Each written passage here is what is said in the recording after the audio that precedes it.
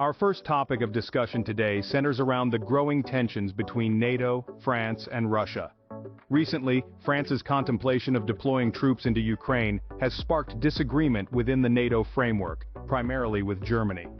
French Defense Minister made headlines with the announcement of delivering armored vehicles to Ukraine. However, it's Macron's mention of potential troop deployment that's seen as a politically charged move. The Weimar Triangle countries, which include Germany, France, and Poland, have met to discuss their support for Ukraine. But it's the potential French military presence in Ukraine that's causing a stir. Germany has been vocal in asserting that such action from France would be unilateral, not invoking NATO's Article 5, the Collective Defense Clause. The heart of the matter lies in the interpretation of NATO's collective defense. If France were to send troops to Ukraine, would their potential attack by Russia invoke NATO's Article 5? German experts suggest otherwise. They argue that in such a scenario, French troops could be legitimate targets for Russia, as NATO's collective defense may not apply. This presents a significant dilemma for NATO and its member nations. On one hand, there's the need for solidarity and support for Ukraine, facing potential aggression from Russia. On the other hand, there's the risk of a member nation's unilateral action leading to a conflict that may not be covered under the Collective Defense Clause of NATO.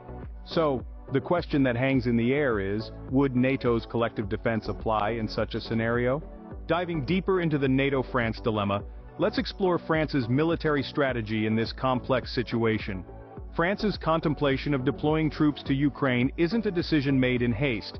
It's a calculated move, a potential show of force, and a testament to France's commitment to supporting Ukraine. But this move isn't without its potential pitfalls. Deploying troops to Ukraine could strain France's relations with other NATO members, particularly those like Germany who interpret NATO's Collective Defense Clause differently. It could risk alienating France within the NATO framework and potentially disrupt the unified front that NATO presents. However, France's military power cannot be underestimated. As one of NATO's most potent military forces, France's potential deployment in Ukraine could significantly bolster Ukraine's defenses. This move could also serve as a deterrent to further aggression from Russia. But this isn't just about Ukraine. France's decision has implications for the broader context of NATO's collective defense. If France were to send troops and face an attack from Russia, it could potentially reshape the interpretation of NATO's Collective Defense Clause. This could lead to new discussions and possibly even a redefinition of the Collective Defense Clause within NATO, which could have far-reaching implications for NATO's future engagements. In conclusion, France's decision, whether to deploy troops or not, could significantly impact the dynamics within NATO. It's a delicate balancing act between asserting their national interest, supporting an ally, and maintaining unity within NATO. As we wait for France's final decision, the question remains, how will this move impact NATO's collective defense and the alliance's relations with Russia? We'll continue to keep an eye on this developing situation. Now let's turn our attention to Germany's stance on this issue. Germany, as one of the powerhouses of the European Union and a key NATO member, has expressed concerns about escalating tensions with Russia. The German government, led by Chancellor Olaf Scholz, has largely advocated for a diplomatic solution, emphasizing the importance of dialogue and negotiation in resolving the crisis. They fear that France's potential troop deployment might further provoke Russia, potentially leading to an escalation of hostilities. Germany's interpretation of NATO's Collective Defense Clause has always been cautious, and they have historically advocated for a more diplomatic approach. The potential impact of France's decision on Germany's role within NATO is significant. If France chooses to deploy troops, it could strain Germany's relations within the alliance and potentially lead to a re-evaluation of Germany's role and its stance on the Collective Defense Clause. Germany's diplomatic efforts to resolve the situation have included proposing negotiations with Russia and advocating for a continuation of the Minsk process. They have also called for a de-escalation of the situation, urging all parties to exercise restraint and avoid any actions that could lead to an escalation of hostilities.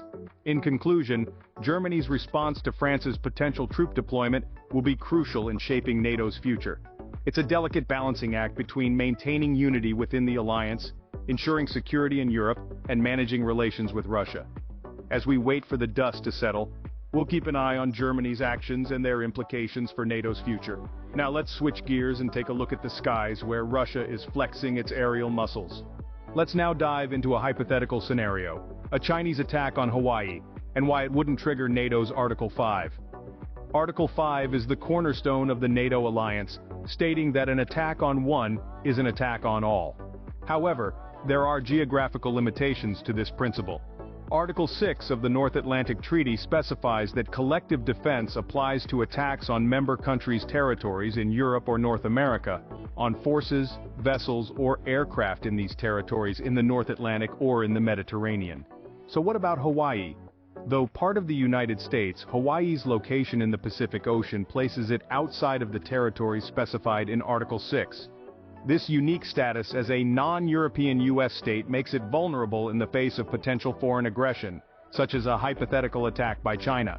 If such an attack were to occur, it would undoubtedly send shockwaves throughout NATO. The implications for the alliance and its member nations would be profound. However, it would not technically invoke Article 5's Collective Defense Clause due to the geographical limitations specified in the treaty. This hypothetical scenario raises important questions about the scope of NATO's collective defense and the security of non-European territories. It forces us to consider the potential blind spots in global security arrangements and the need for more comprehensive solutions. As we continue to monitor the unfolding geopolitical landscape, we must keep these considerations in mind. Having painted the hypothetical scenario of a Chinese attack on Hawaii, it's important to delve deeper into why the 50th U.S. state remains vulnerable. Hawaii, located in the middle of the Pacific Ocean, serves as a strategic outpost for the United States. Its central location and military installations make it an attractive target in a potential conflict with China. Yet, as we have discussed, NATO's collective defense, enshrined in Article 5, would not extend to Hawaii due to geographical limitations. This leaves Hawaii in a unique and precarious position. Despite being part of the United States, it is outside the protective umbrella of NATO in the event of an attack. This vulnerability is a stark reminder of the limitations of current global security arrangements and highlights the need to rethink collective defense. It also underscores the necessity for the U.S. to bolster its Pacific defense strategies independently of NATO. After all, in the evolving geopolitical landscape, threats can emerge from unexpected quarters. The vulnerability of Hawaii underscores the need for a broader understanding of collective defense, one that transcends traditional geographical boundaries and addresses the changing dynamics of global power. As we continue to explore the complex world of global defense and military strategy, this understanding will be crucial. Finally, let's discuss the implications of this scenario for NATO's collective defense. The vulnerability of Hawaii, a U.S. state under the current NATO collective defense framework, brings to the fore a crucial question. In the face of evolving global threats, should NATO reconsider its geographical limitations? If NATO's collective defense were to extend beyond its traditional geographical boundaries, it could significantly alter the balance of power in the Pacific, potentially provoking a response from China. This, in turn, could have far-reaching implications for NATO's relations with China and other Pacific powers. Moreover, the potential for a Chinese attack on Hawaii, a scenario we've discussed, could redefine the concept of NATO's collective defense. It could potentially prompt a broader interpretation, one that moves beyond geographical boundaries to encompass threats in the cyber and space domains, as well as other non-traditional security challenges. This could lead to a more global role for NATO, transforming it from a regional security organization into a truly global one. This hypothetical scenario underscores the evolving challenges facing NATO and the need for a more global approach to collective defense. It highlights the fact that in today's interconnected world, security challenges are increasingly transnational in nature, and traditional defense frameworks may need to be rethought to effectively address them. As we move on to discuss Russia's aerial powerhouse, the MiG-41, it's worth pondering over these implications and the future of collective defense in a rapidly changing world. Transitioning from geopolitical tensions, we now turn our focus to the realms of aerial warfare with Russia's MiG-41. This is no ordinary fighter jet. The MiG-41, a sixth-generation aircraft, is Russia's audacious response to the need for a successor to the venerable MiG-31. It's a stealth supersonic interceptor, heavy fighter, packed with advanced features that seem more at home in a science fiction movie than in the skies above us. Imagine this: a pulse detonation engine that allows it to operate at high altitudes and even near space. Add to that an anti-missile laser, and you have a formidable machine that can take on future reconnaissance aircraft and hypersonic missiles. But Russia didn't stop there. The MiG-41 may also be equipped with an electromagnetic pulse gun, a weapon that can disable electronic systems, giving it a significant edge in the digital age of warfare. But the MiG-41 is more than just a collection of advanced features. It's a symbol of Russia's strategic efforts to compete with the US and China in the realm of next-generation aerial platforms. With a planned first flight in 2025 and full operational capability expected by 2030, the MiG-41 is a testament to Russia's commitment to maintaining its position as a global power in the skies. Yet it's not just about power. The MiG-41 is also about dominance. It's about incorporating advanced technologies to achieve aerial superiority. It's about countering the threats posed by other nations' fighter aircraft and missiles. And it's about ensuring that Russia's voice is heard loud and clear in the global arena of aerial warfare. The MiG-41 is not just a fighter aircraft, it's a statement of intent from Russia. But how does it fare against other global powers' fighter aircrafts? We'll explore that next. As we continue our journey into the realm of aerial warfare, let's take a moment to delve deeper into the advanced features of the MiG-41. First up, we have the pulse detonation engine. This is not just about speed, but also about maneuverability at high altitudes and even near space. The implications are profound, allowing the MiG-41 to intercept targets that were previously unreachable by conventional fighter jets. Next, we have the anti-missile laser system. This is a game-changer, with the potential to revolutionize aerial combat. A laser system capable of intercepting and destroying incoming missiles could drastically alter the balance of power in the skies. It's a significant edge that could neutralize a wide array of threats, making the MiG-41 a formidable adversary for any opponent. Lastly, we should not overlook the MiG-41's stealth capabilities. These are not just about making the aircraft invisible to radar, but also about reducing its infrared and visual signatures. This could make the MiG-41 a ghost in the skies, able to strike without warning and disappear before enemy forces can respond. These advanced features, combined with the MiG-41's raw power and versatility, make it a formidable force in the skies.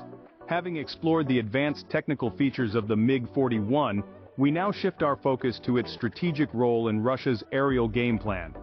The MiG-41 isn't just another jet in Russia's arsenal, it's a linchpin in their pursuit of aerial superiority.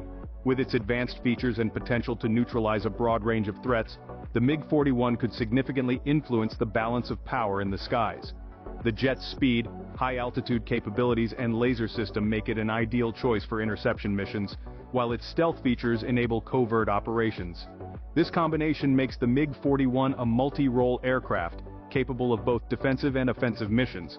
But the MiG-41's importance extends beyond the realm of aerial combat.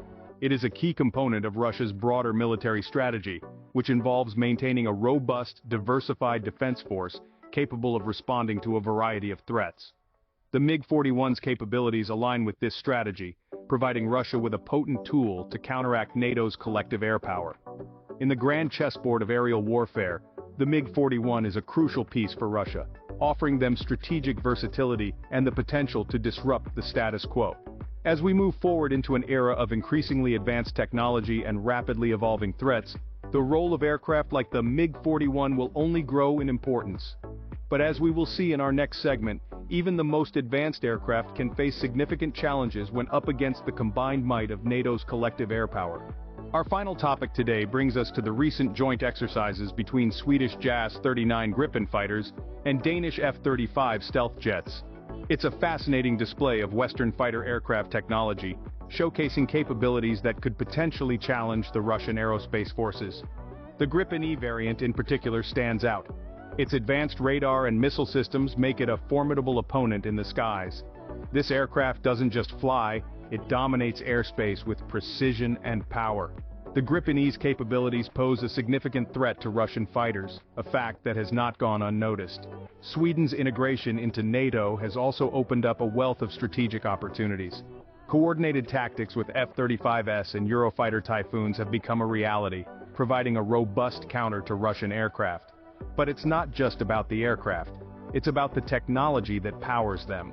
The combination of Gripen's missile capabilities and F-35's data processing offers a strategic advantage that goes beyond traditional warfare.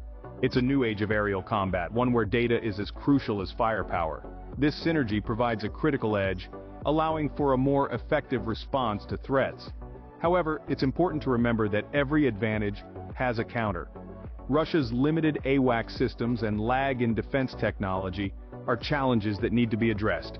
As technology advances, so too does the battlefield. It's a game of cat and mouse, where staying ahead is the only way to survive. The face of aerial warfare is changing rapidly, with advanced technology playing an increasingly pivotal role. It remains to be seen how Russia responds to these developments. Now let's delve deeper into the Saab Gripen, a jet that's been making waves in the defense world. This Swedish multi-role fighter aircraft has a number of impressive features that make it a formidable opponent in the skies.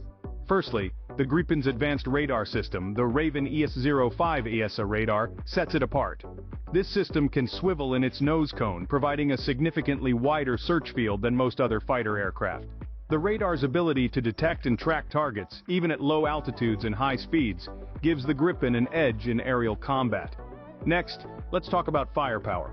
The Gripen is equipped with Meteor and Iris-T missiles, both top-tier in their class. The Meteor, a beyond visual range air-to-air missile, has a range of over 100 kilometers, allowing the Gripen to engage targets from a safe distance. The Iris-T, on the other hand, is a short-range missile perfect for close combat. Its high maneuverability and infrared homing capabilities make it a deadly weapon in the Gripen's arsenal. Finally, the Gripen's agility and speed are key to its prowess. With a top speed of Mach 2 and a quick turnaround time, the Gripen is always ready for action. Its ability to land, refuel, and rearm in less than 10 minutes is unmatched. This makes the Gripen a tough adversary, always ready to strike back. In conclusion, these advanced features make the Saab Gripen a key player in the aerial chessboard. It's not just about the aircraft's capabilities, but how they're used that truly matters. And with the Gripen, NATO has a powerful piece on the board that can challenge the best that Russia has to offer. As we wrap up our discussion on the advanced features of the Saab Gripen and the MiG-41, it's important to cast an eye towards the future of aerial combat. Advanced fighter jets like these are not only reshaping the face of aerial warfare, but also the strategic balance of power in the world. The Gripen, with its remarkable agility, and the MiG-41, with its formidable speed and stealth, represent the cutting edge of technology in the skies. Their introduction into service will undoubtedly have a significant impact on NATO's collective air power, enhancing the alliance's ability to respond swiftly and decisively to threats. The race for aerial dominance is far from over. As nations continue to invest heavily in their air forces, we can expect to see more advanced aircraft entering service in the coming years. This ongoing competition not only pushes the boundaries of technology, but also has far-reaching implications for global security. As the aerial chessboard continues to evolve, we'll keep you updated on the latest developments. The future of aerial combat promises to be a thrilling, high-stakes game where technology, strategy, and readiness will determine who holds the upper hand. Stay tuned as we continue to explore the most critical issues shaping our world today. As we conclude our deep dive into NATO, Russia, and the aerial chessboard, we hope you found this discussion enlightening. These are complex issues with global implications, and we strive to bring you the most comprehensive and insightful analysis possible. If you enjoyed this video and want to see more content like this, please remember to like, share, and subscribe to our channel.